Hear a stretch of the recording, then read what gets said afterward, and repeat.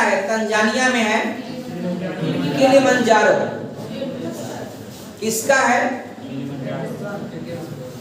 Kilimanjaro किसका है बताइए? एटलस का नहीं है डियर, ड्रैकन्सबर्ग का है। सबसे ऊंची चोटी आपका ड्रैकनबर्ग का कौन सा है? किलिमंजारो। किलिमंजारो पर्वत आपका अफ्रीका महाद्वीप की सबसे ऊंची चोटी हो जाएगी और वो है कहां? तंजानिया में। कहां है? तंजानिया में। एक आपको फ्रांस और स्पेन की सीमा पर पर्वत मिलेगा, पेरिनीस पर्वत। कौन सा पर्वत? पेरिनीस पर्वत। और डियर स्विट्जरलैंड में एक पर्वत मिलेगा आपको, आल्प्स पर्वत। हालांकि आल्प्स की सबसे ऊंची चोटी माउंट ब्लांक, ये आपका कहां है? फ्रांस में। और इसके ऊपर जर्मनी में एक पर्वत मिलेगा, ब्लैक फॉरेस्ट। इस पर्वत का नाम ब्लैक फॉरेस्ट क्यों पड़ा है? क्योंकि इस पर्वत के अंदर कोयला बहुत अधिक मात्रा में पाया जाता है। और ये वाला जो पर्वत है इसको जानते ही हैं, एक्सटेंडेवरियाई माउंटेन। तो यूरोप के 4 पर्वत आप याद रखेंगे। एक वो बताइएगा कि आपका चेचन्या के नीचे, जॉर्जिया, आर्मेनिया, अजरबैजान के पास, टर्की के पास कौन सा पर्वत है? काकेशस। काकेशस कंट्री 3 होते हैं, जॉर्जिया, आर्मेनिया और अजरबैजान। एक बताइएगा यहां पर एक पर्वत है जो आपका रसिया को यूरोप और एशिया में बांटता है। कौन सा पर्वत है? यूराल पर्वत। शाबाश डियर। और एक रोमानिया में पर्वत, रोमानिया देश जानते हैं ना? रोमानिया में एक पर्वत है, कौन सा पर्वत है? बाल्कन पर्वत। बाल्कन पर्वत याद रखिएगा। और डियर भारत के ऊपर पाकिस्तान और पाकिस्तान अफगानिस्तान की सीमा पर एक पर्वत है, हिंदुकुश पर्वत। और यहीं से चाइना में एक पर्वत, कौन सा? कुलुनशान। कुलुनशान और तियनशान। और यहीं से एक पर्वत है, ये आपका 5000 किलोमीटर लंबी इसकी श्रृंखला है लगभग। कितना होगा? 5000 होगा।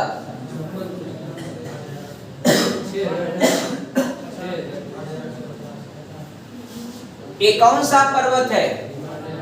हिमालय। और म्यांमार में एक पर्वत नीचे आएगा और आपका म्योमा पर्वत। और ये जो तीनों पर्वत है डियर ना, हिंदुकुश, हिमालय और कुलुनशान या तियनशान, इन तीनों का जो गांठ है ना डियर, इसको पामीर का पठार कहते हैं। वह तीनों से दबाव पड़ा है, वह क्या हुआ? उठ गया। उठने से आपका दुनिया का, इसको बोला जाता है क्या? विश्व की छत। कौन सा? पामीर का पठार। ऑस्ट्रेलिया में एक ही पर्वत है, ग्रेट डिवाइडिंग रेंज। कौन सा पर्वत है? Great dividing range. और डियर ग्रेट डिवाइडिंग रेंज के अलावा एक आप देखेंगे न्यूजीलैंड में एक पर्वत है, इसका नाम है दक्षिणी आल्प्स पर्वत। उसकी चोटी है माउंट कुक। दक्षिणी आल्प्स, देखिए आल्प्स में आप कंफ्यूज मत होइएगा। एक तो स्विट्जरलैंड में है आल्प्स पर्वत, और एक यहाँ जो न्यूजीलैंड में है वह दक्षिणी आल्प्स। कौन सा है? दक्षिणी आल्प्स। तो कोई कंफ्यूजन नहीं ना है डियर? जरा आप बताइए तो 1 नंबर आल्प्स पर्वत डियर, या इसको आपका, इसकी चोटी का नाम है डियर मैकेंजी या डेनाली आपका। ये दूसरा है रॉकी पर्वत, ऊंची चोटी एल्बर्ट है। ये आपका एंडीज पर्वत श्रेणीमाला, एकोनकागुआ। और डियर चौथा है आपका एटलस, और पांचवा है ड्रैकेंसबर्ग, छठवां है पेरिनीस पर्वत, सातवां है आल्प्स पर्वत स्विट्जरलैंड में बनाया, और आठवां है जर्मनी का ब्लैक फॉरेस्ट, नौवां है स्कैंडिनेवियाई, 10वां है आपका यूराल, 11वां है आपका काकेशस, और 12वां आपका बाल्कन। इसलिए बाल्कन प्रायद्वीप में आने वाले देशों की संख्या कितनी है? 12। कौन से देश हो जाएंगे? Slovenia, Croatia, Bosnia, Serbia, Montenegro, Kosovo, Albania, Macedonia, Greece, Thrace, Bulgaria और रोमानिया। और ये आपका 13 नंबर आपका हिंदकुश, 14 नंबर आपका कुलुनसान या तियनसान चाइना वाला, आप 15 नंबर आपका हिमालय, और 16 नंबर अराकान, और 17 नंबर आपका ग्रेट डिवाइडिंग रेंज, और 18 नंबर रखिएगा दक्षिणी आल्प्स। ये आपका डियर इसका जो है कोई बात नहीं, नंबरिंग छूट गया तो इसको आपका 19 नंबर दे देते हैं डियर। ये दुनिया में आपका बस मेन आपका यही माउंटेन पूछे जाते हैं, आप इसको एकदम याद रखिए। अब डियर हम मैप को हटा दें तो आप बता देना चाहिए आपको कौन सा पर्वत कहां पर बन रहा है। अब कुछ नहीं, हम आजादी बनाएंगे आपको। एक कौन सा पर्वत है? आल्प्स पर्वत। कौन सा पर्वत है? आल्प्स। ऊंची चोटी मैकेंजी या डेनाली। उसी से थोड़ा सा हट के पर्वत है कौन सा? रॉकी पर्वत। एक कौन है? आग्नेशियन पर्वत। एक कौन है? एंडीज पर्वत। एक कौन है? एटलस पर्वत। अफ्रीका में चले जाइए। एक कौन है? ड्रैकेंसबर्ग। एक कौन है? पेरिनीज। एक कौन है? आल्प्स। एक कौन है? Black forest. एक कौन है? स्कैंडिनेवियाई। एक कौन है? यूराल। एक कौन है? काकेशस। और डियर एक कौन है? हिंदकुश। एक कौन है? तियनसान। एक कौन है? हिमालय। एक कौन है? अराकान। एक कौन है? Great dividing range. एक कौन है? दक्षिण। बस पूरा हो गया फाइनल। अब किसी को कोई पर्वत में दिक्कत है? नहीं। अब चलिए इस टॉपिक को फिलहाल चेंज करते हैं। माउंटेन कोई भी पूछेगा पूरा वर्ल्ड का बता दीजिएगा विद इन 1 सेकेंड में। आगे बढ़ते हैं डियर, इसको मिटा देते हैं। चलिए आप लोग पूरा विश्व का जितना भी माउंटेन्स निकलाए हैं उसका एक ब्रीफली एक नोट्स बना लीजिएगा। और डियर अब आपको पढ़ना है डियर विंड्स पढ़ाएंगे, हवाएं।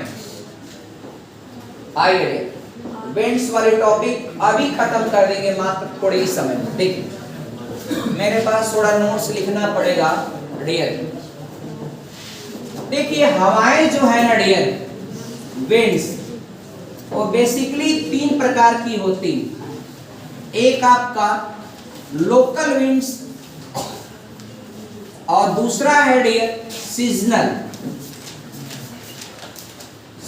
विंड्स, और एक है डियर आपका ग्लोबल विंड्स। Global winds. चलिए अब डियर हम आज आपको ये दोनों तो ज्योग्राफी की स्पेशल स्टडी में पढ़ना पड़ेगा। ये आपका डियर कोई बात नहीं, लोकल विंड्स आपको पढ़ना है। अब जो लोकल विंड्स पढ़ना है डियर तो आइए आपको लेके चलते हैं लोकल विंड्स में। जरा बताइएगा ये अमेरिका में 1 नंबर में डाल दिया, यहां पर कौन सा? देखिए लोकल विंड्स में आप देखेंगे ना तो अगर आप भारत की बात करें, लोकल विंड्स का मतलब होता है कि बेसिकली वहां के ही लोग, आसपास के स्थानीय लोग ही उसको जान पाएंगे। अब डियर आपसे पूछा जाए अमेरिका में कि डू यू नो अबाउट आपका लू? तो डियर डोंट नो आपका वहां अमेरिकन कोई बताएगा वी डोंट नो आपका अबाउट लू। लू क्या है? डोंट नो आपका व्हाट इज।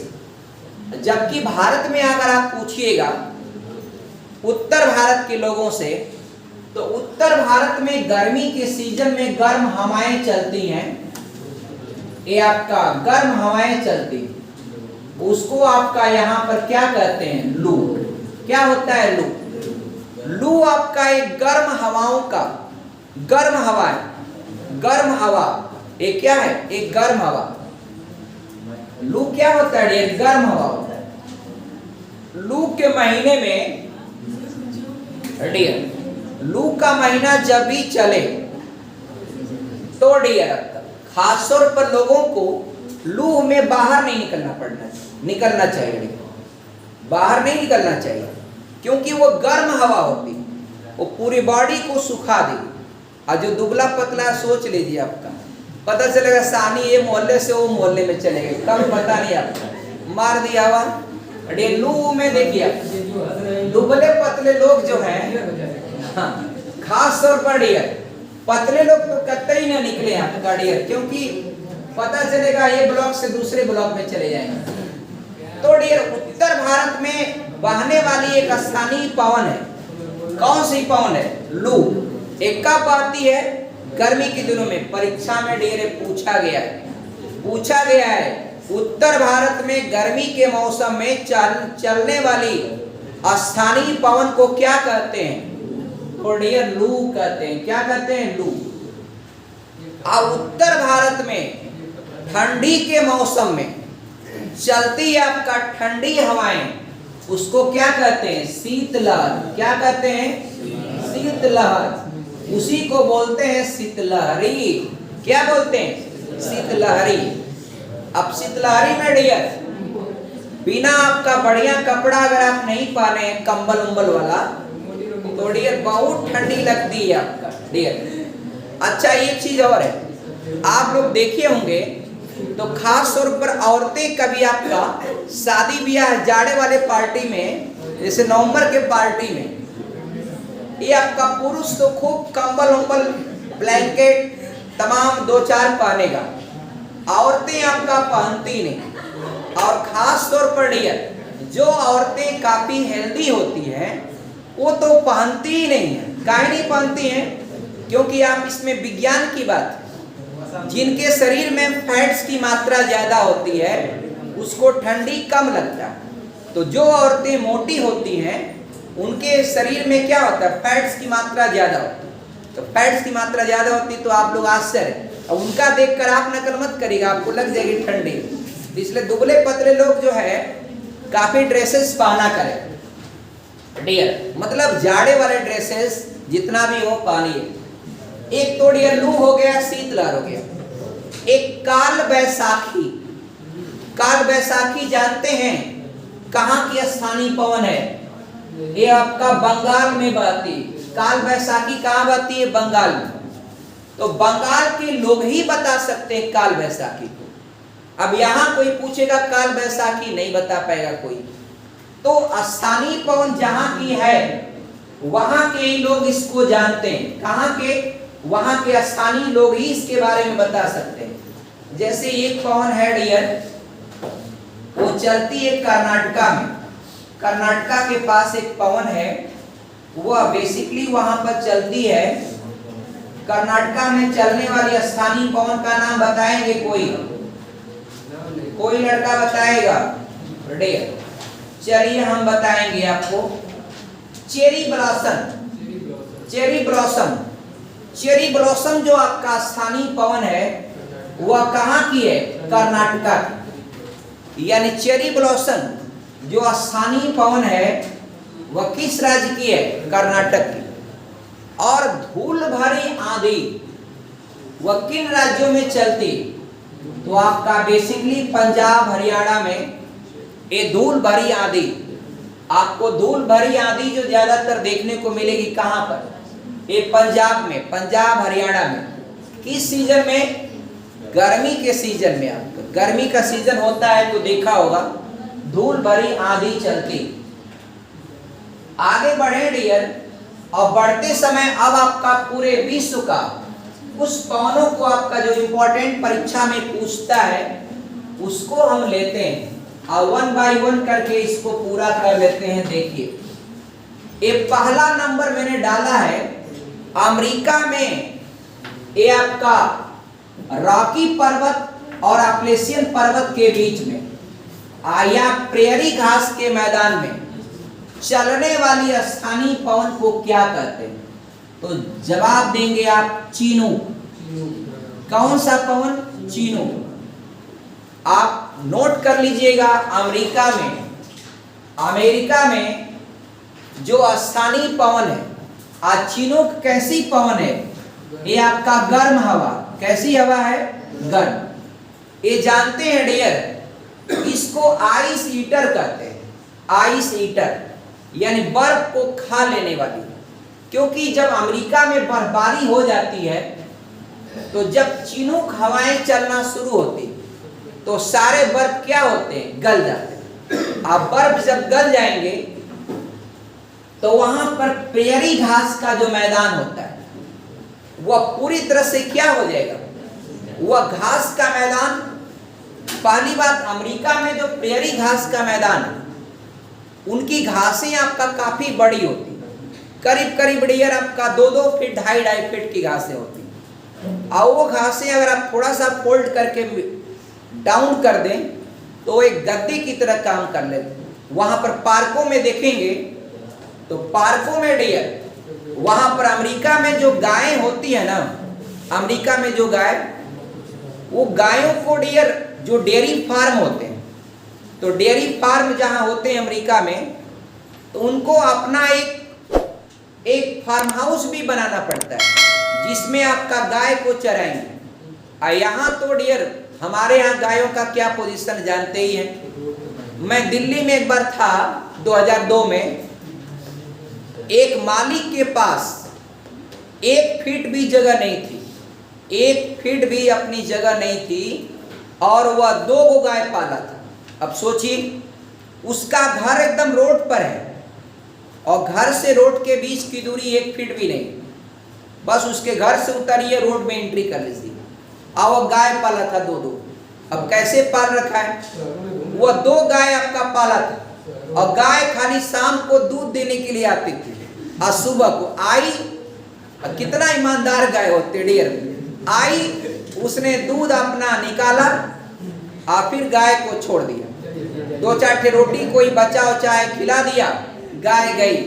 अब पूरा दिल्ली की सड़कों पर घूमते हुए पूरा हर जगह घूम ली, पार्कों में बैठ जाती है। इसी को बोलते हैं आवारा पशु। शहरों में आपका आवारा पशुओं की समस्या बहुत अधिक, क्योंकि आवारा का मतलब होता है जिन पशुओं पर किसी तरह का मतलब इलीगल तरीके से इधर उधर घूमते रहते हैं, ऐसे पशुओं को शहरों में क्या कहते हैं? आवारा पशु। मतलब बिना किसी कंट्रोल के घूमते। और गाय दिन भर घूमेगी, शाम को पार्क में बैठी रहेगी, बस उसको पता है कि कब दूध निकालना है। बस सुबह में आ गई, दूध निकाला, गई, 4 रोटी खिलाया, शाम को फिर आ गई, गई। आप कैसे बढ़िया क्या बताइए आपका। और वही हाल आपका यहाँ पर भी अब धीरे धीरे हो रहा है। जबकि अमेरिका में डियर बच्चा मान लीजिए आपका उसका साथ में ही रहता होगा या फिर जो भी है अलग अलग कंडीशन से। अमेरिका में क्या होता है, सभी डेयरी फार्मों के पास आपका उनका अपना क्या होता है, स्पेशली फार्म हाउस होता है। और फार्म हाउस में गाय को पालते हैं और गाय अपना आराम से चरती है डियर। गाय को लेके जाइए वहां पर और अपना वो प्रेरी घास के मैदान टोटल होते हैं सब, आप कहीं भी लगा दीजिए, 2 फीट के हरे हरे घास खा के टन। यहाँ पर क्या, यहाँ की घास इतनी बड़ी और उसके बाद भी बच गई है। यहाँ के लोग उसको हसुआ से काटते हैं, देखा होगा आप लोगों ने। और काटते हैं, ताकते कई और हैं, अलग अलग अपना लेबल होता है। कोई 2 चरा रहे होंगे तो उनकी तरफ वो ताकेंगे, काट रहे, सबका अपना अपना स्टैंडर्ड होता है आपका। चिनूक हवा, अमेरिका की बोइंग कंपनी, पता है ना, उसी ने बनाया था इसी हवा के नाम पर एक हेलीकॉप्टर, चिनूक हेलीकॉप्टर, वह भारत की सेना में आ गया। अब भारत की सेना के पास है चिनूक हेलीकॉप्टर, वह पूरे ट्रक को उठा लेता है। सोचिए इतना आपका, उसमें डबल आपका लिफ्टर होते हैं, देखो पूरा ट्रक को सीधे उठा लेगा, इतना हैवी होता है। चिनूक हेलीकॉप्टर इंडियन आर्मी, आपका इंडियन एयरफोर्स के पास है। और कौन कंपनी बनाती? सिएटल की बोइंग कंपनी बनाती चिनूक हेलीकॉप्टर। चिनूक आप जाने तो चिनूक का स्थानीय पवन कहाँ की है? अमेरिका की। चिनूक के बारे में जब कभी भी पूछेगा आप 3-4 बातें बताइएगा। अगर हिमभक्षी पवन, अमेरिका में किस पवन को हिमभक्षी कहते हैं? हिम मन होता है बर्फ। अमेरिका में जब फरवरी माह में खूब बर्फबारी हो जाती है ना, तो जब चिनूक हवा चलना शुरू होती है, सारी बर्फ तुरंत क्या हो जाती है? गल जाती है। तो बर्फ को आपका खत्म कर लेने वाली पवन क्या है? चिनूक। और उस पवन के चलने से पूरा आपका घास के मैदान क्या हो जाते हैं? हरे भरे हो जाते हैं। तो चिनूक आप याद रखिएगा, ये आपका आइस ईटर भी कहते हैं, हिमभक्षी भी कहते हैं, या प्रेरी घास के मैदान में चलने वाली पवन को क्या कहते हैं? चिनूक कहते हैं। या अगर पूछ दिया कि रॉकी पर्वत और अपलेशियन पर्वत के बीच के मैदानी इलाकों में चलने वाली स्थानीय पवन को क्या नाम दिया जाता है? चिनूक। ये बहुत बार आपका परीक्षाओं में पूछा गया, चिनूक किस देश की स्थानीय पवन है? आप बता दीजिए। एक सुनिएगा, दूसरा है डियर फान। फान दूसरा आपका लिखिएगा फान। फान आपका फान। फान जानते हैं किस देश की स्थानीय पवन है? ये आपका स्विट्जरलैंड की, स्विट्जरलैंड की। कहां की है डियर? स्विट्जरलैंड की। एक और बात बताइए, वाई ऑल ओवर वर्ल्ड के लोग, पूरी दुनिया के लोग, why they want to go आपका इन स्विट्जरलैंड? तो रीजन यहां पर ये होता है, ये फान जो फान हवा है ना डियर, ये आपका अगर पूछेगा कैसी है फान पवन आपका कैसी है, गर्म है कि ठंडी? तो आप बताइएगा एक गर्म पवन। कैसी है? गर्म। एक बात समझिए कैसे। स्विट्जरलैंड में जब अंगूर पूरे फल जाते हैं, स्विट्जरलैंड हो या फ्रांस हो, और आपको पता है कि स्विट्जरलैंड में जो पर्वत है आल्प्स पर्वत, उसका थोड़ा सा विस्तार इटली में भी है और थोड़ा सा विस्तार आपका जर्मनी में भी है। और जबकि आल्प्स पर्वत का 80% स्विट्जरलैंड में है, लेकिन आल्प्स पर्वत की सबसे ऊंची चोटी माउंट ब्लांक वह किसमें है? फ्रांस में। अब फ्रांस दुनिया का नंबर 1 वाइन बनाता है, शराब, शैंपेन शराब। इसलिए फ्रांस को सूरा और सुंदरियों का देश कहा जाता है। अब रीजन यहाँ पर क्या है? देखिए, यहाँ जब अंगूर की फसलें पूरा लद जाती हैं फल करके, उनको पकने के लिए गर्म हवा चाहिए। तो जब फान हवाएं चलती हैं तो पूरा अंगूर यहाँ का क्या हो जाता है? फल जाता है, पक जाता है डियर, पक जाता है। और यहाँ बर्फ भले पड़े, लेकिन वहां पर गर्म मौसम हो जाता है जब फान हवाएं चलती हैं। कहां पर? स्विट्जरलैंड में। तो फान कहां के स्थानीय पवन है? लिखिएगा डियर, स्विट्जरलैंड। कोई दिक्कत नहीं। ये आपका किस फसल के लिए लाभदायक होती है? अंगूर के लिए। आगे बढ़िएगा, एक तीसरी जो पवन है उसके बारे में जरा देखिएगा, सिराको। आप जानते हैं अफ्रीका में ये जो हिस्सा है 12 देश, पश्चिमी सहारा मोरक्को और पश्चिमी सहारा मोरक्को, अल्जीरिया, ट्यूनीसिया, लीबिया, मिस्र, उत्तरी सूडान, दक्षिणी सूडान और चाड, नाइजर, माली, मालितानिया। ये जो आपका सहारा मरुस्थल है, इसमें से चलने वाली जो हवाएं हैं अब डियर ये हवाओं की जो दिशाएं होती है ना, वह भूमध्य सागर की ओर चलती। अब भूमध्य सागर आगे है मेरिडियन सी, उसी में आपका एक देश है इटली। यहाँ पर इटली देश है, आपने देखा होगा, इटली के बारे में पढ़ा होगा। इटली एक कृषि प्रधान देश है और मेरिडियन सी में स्थित है इटली। तो यहां से जो हवा चलती है, इस हवा को नाम देते हैं सिराको। सिराको सिराको जो पवन है, एक गर्म हवा है और यह चलती कहां से? ये आपका अफ्रीका के सहारा मरुस्थल से चलती। अब जानते हैं क्या होता है इसके साथ, जरा देखिए। जब ये हवा चलेगी तो ये है रेगिस्तान, रेगिस्तान से सारा बालू रेत वह हवाओं के साथ उड़ा लेती। और उड़ा के जब आगे बढ़ेगी तो भूमध्य सागर में गर्मी के कारण वहां बनेगा इवेपोराइजेशन होगा, वाष्प बनेगा और उससे जाकर के क्रिया करके और इटली में आपका खून की वर्षा होने लगती है। तो पूछता है इटली में रक्त रेन यानी ब्लड रेन कहाँ होती है, या खून की वर्षा कहाँ होती? इटली में होती। किस पवन के कारण? सिराको पवन के कारण। और सिराको पवन की उत्पत्ति कहां से होती है? अफ्रीका के सहारा मरुस्थल से। कहां से डियर? सहारा मरुस्थल से। और डियर देखिएगा, अरब प्रायद्वीप में जो एक गर्म हवा चलती है उसका नाम है सीमूम। अरब प्रायद्वीप में कौन सी हवा चलती? सीमूम। कौन सी? सीमूम। और डियर इराक में एक हवा चलती है, उसका नाम दे दीजिएगा इराक वाला सामल। सामल कौन सा इराक में चलती है? सामल। अब जरा सुनिएगा, अगर एक बार कई बार पूछा है प्रश्न, मैंने देखा कि सिरोको के पूरब में चलने वाली हवाएं, ये हालांकि यही हवा होती है, कुछ इटली की ओर चली जाती है, कुछ आपका पूरब की ओर मुड़ जाती है। तो अरब प्रायद्वीप में जो चलती हैं सिरोको, तो अरब प्रायद्वीप में इसका नाम हो जाता है सीमूम। और जब इराक में इसका नाम क्या हो जाता है? सामल। इराक में सामल। इराक के स्थानीय पवन क्या है? सामल। और डियर यहां की है अरब की क्या? अरब की जो है सीमूम। ये अरब प्रायद्वीप है ना डियर। अब मैं बताया था अरब प्रायद्वीप जब टूटा तो कितने देशों में टूटा था?